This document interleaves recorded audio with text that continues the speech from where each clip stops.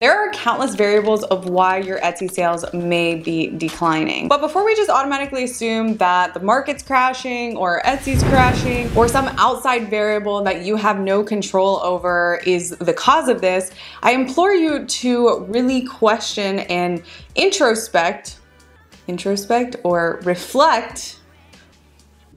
I implore you to look within your own business first before you just assume that this decline is completely out of your control. Just like many other things in life, when you fundamentally believe that when bad things happen, it's out of your control, it really takes all the power away from the person or the entity that wants to improve or solve a problem. All right, guys, so without further ado, let's get into this video.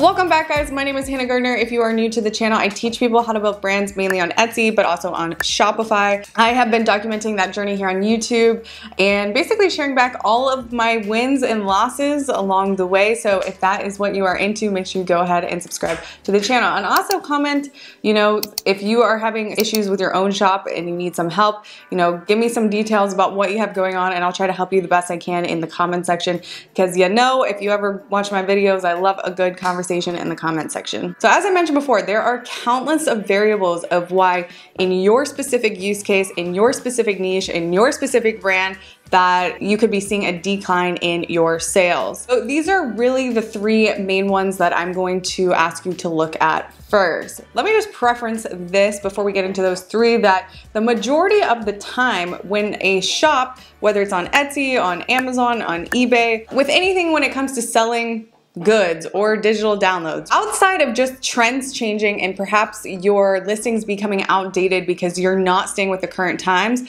it usually manifests into competition arising. So for whatever reason, it's not that Etsy is kicking you off the platform or anything like that, but because of new competition, the things that you used to do or the type of photos that you used to take or the type of products that you used to put out before aren't as competitive as they were in comparison to the arising competition. Basically, the three things that I'm going to explain is basically how to troubleshoot with dealing with the rise of competition. And guys, I repeat this so much in my business, competition is not a bad thing. Competition shows that there is want for what we have to sell, and also competition forces us to build better businesses. Without competition, we would have no reason to do better every single day. And by default, that makes us better entrepreneurs. And I mostly see this with a lot of my older sellers because they've only continue to do what they know instead of learning, evolving, and changing with the upcoming trends. Even sometimes this manifests into actually having to restructure your business model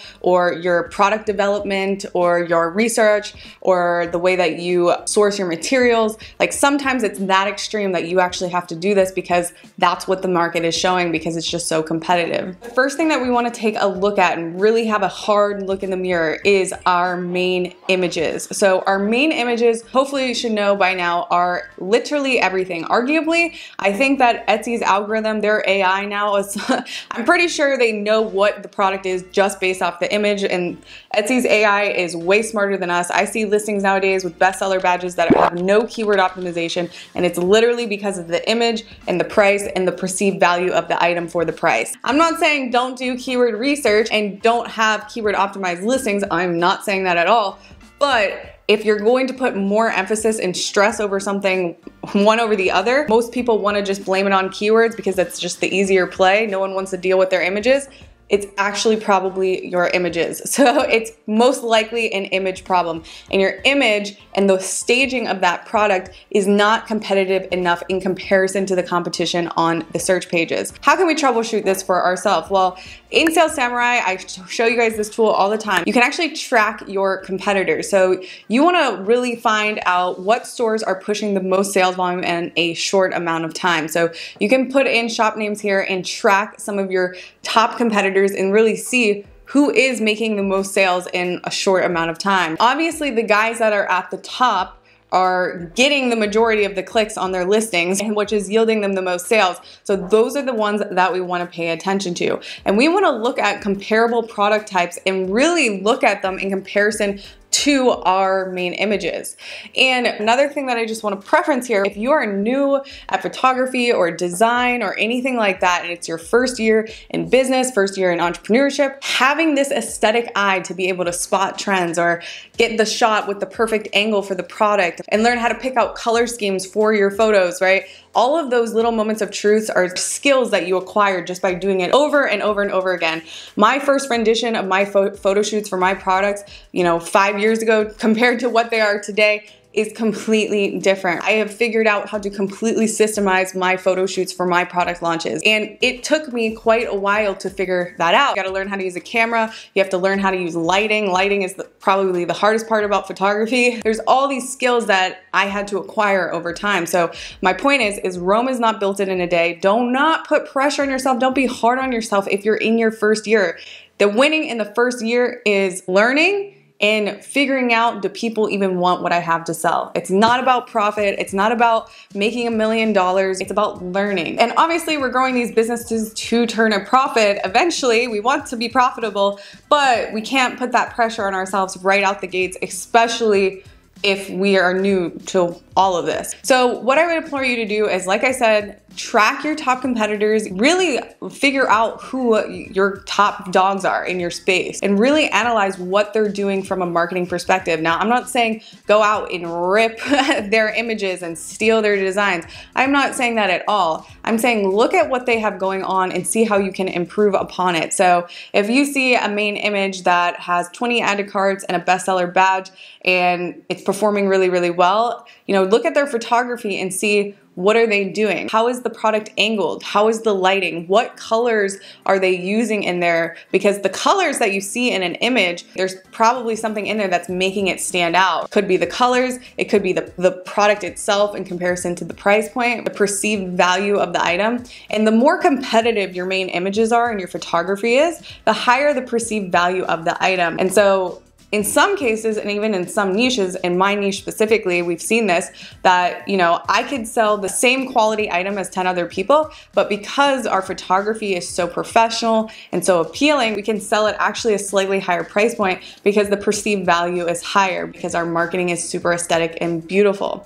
Now, obviously that first main image is the most important, but we want to also make sure that the following images are well branded and cohesive in comparison to the first image. So we don't want a bunch of sporadic images that aren't beautifully branded. We want all the images to flow and look good together. Same thing if you have any images that have graphics or infographics in it. We want all the fonts and the color schemes to not scare people away. Incohesive branding does that. It actually makes the perception of value drop. It's the same thing when you go into a clothing store and everything is beautifully neat, everything is well kept and swept, and all the colors match. And when you pick up the folded thing, it's perfect. It's like, how could I even fold this type of item? Versus going to, a tacky gift shop where there's shirts everywhere, the colors don't really match, the racks are all messy, sometimes it's hard to get the hangers out. The perception of that type of value and that type of store is a lot less than the perfectly, beautifully branded, cohesive brand. The second reason your Etsy sales could be dropping is because you're lacking a consistent inflow and system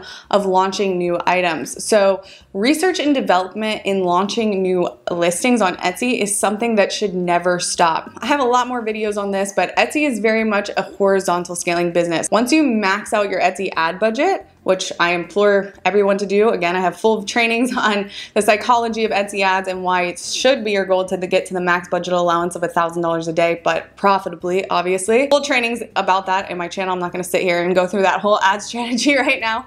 But after you get to that max potential with your ads, there's no other way to make more money because you're limited by the amount of search volume that exists on the platform. The only other way to do that is by launching more items, ranking, and getting sales for other keywords for more things. So what I've seen with a lot of older sellers in the past is, they get their business to a certain point and then they take their foot off the gas and they just think that their store is untouchable and basically, it's always going to be like this forever and ever. But unfortunately, as competition arises, it increases the cost to acquire a customer. So your cost per acquisition, because now there's more people playing in your sandbox competing for those same slots. So that means it's more expensive for you when it comes to ads in the long run sometimes. So that's another reason why it's important to be investing in ads now to really maintain your rank for those top positions. So the moral of the story here is that as an Etsy seller, even if you're not launching new SKUs, and a SKU stands for stock keeping unit, which is in a unique identification code to identify a unique item. So inside of a listing can be comprised of SKUs, and how this manifests is when you go to a drop-down menu, there could be 20 options there. So technically one listing could be made up of 20 products because there's 20 variation options to choose from. And each one of those variation options technically needs to be their own SKU. If development of new product launches is a really lengthy process for you, like I said, it doesn't mean that you need to be launching new products. It means maybe take 3 SKUs that you have and bundle them in a different way, do a new photo shoot and run it with your items bundled in a certain way. Or maybe split test an image 4 or 5 times and run 4 of those listings against each other, even though they're technically the same SKU. And constantly be striving and seeking for optimization. And what we're looking for is obviously which listings end up winning and getting the highest CTR, which means click-through rate, followed by obviously which ones end up performing the best in the long term as far as sales go. Finally, number 3 is kind of what we touched on before, which is not investing enough in your ad spends. Before I got into e-commerce, like my background is media buying, and I have a fundamental belief that the Etsy sellers that are figuring out how to max out their Etsy ad budget while still turning a profit are creating an extra moat or an extra layer of protection around themselves when competition arises. Because again, you have to think in terms of what does Etsy want. If Etsy is a platform and they're not only capitalizing off your seller fees, they're also capitalizing off you when you get a sale from your Etsy offsite ads or when you just spend money on ads in general. So we have to think in terms of who is Etsy going to prioritize in the search pages in your shop, who fundamentally has maybe, if you have one shop that has never spent money on ads but have good products and consistent sales, but then you have a second shop that is super comparable to the first shop and also making consistent sales and also younger, but also showing Etsy that they're willing to go to the max budget allowance. You have to think that Etsy long term, if this is a long play and you're not being short-sighted with your business, right, you have to assume that Etsy is long term going to favor this guy that is basically showing that they're willing to bid the max budget allowance. And one thing that I see a lot is people say, like I have my budget set to $500, but it only spends, $100 a day. So why should I set it to $1,000 if it doesn't even spend it? Well, this is a super normal occurrence, and different shops optimize differently because again, it's contingent on how many people are even clicking on your listings. But by setting it to the max, one, your ads should scale proportionally. So if the marketing cost percentage historically has been 17% for the last 3 months on average, month after month. So what you spend on your ads divided by your top line revenue is about 17%. Increasing the $500 budget to a $1,000 budget the next month, technically it should scale proportionally. It shouldn't mean then that the next month all of a sudden it jumps to 40% because you increase the budget. It's running ads to the same listings as the previous month, so that shouldn't change. So proportionally, it should scale up. And Etsy is gonna see that you're gonna up your budget, and they are going to favor you over somebody that has their budget set to 500 or lower than the 1,000 because you're telling Etsy that you're willing to outbid the competitor. Make sure you go watch that full video, watch the full training on Etsy PPC so you can have a full understanding. Don't just cut the video here and then, scale your ads up without really fully understanding the psychology and how to do it. Our jobs as entrepreneurs to constantly be striving for the best for our businesses. That's not already common sense. And it can be difficult when times get hard or markets change or trends change. It forces us to get uncomfortable with our businesses and implement change. And change can be uncomfortable, but that's what is required in this world of entrepreneurship. And I truly believe that the people on Etsy that are still being able to capitalize on this element of creativity, but still grow a scalable business, I truly believe those are the shops that are really, really gonna see success moving into 2024. Guys, I hope you got some value out of this video. Make sure you comment any of your questions or concerns down below, and I'll see you all in the next video. Bye, guys.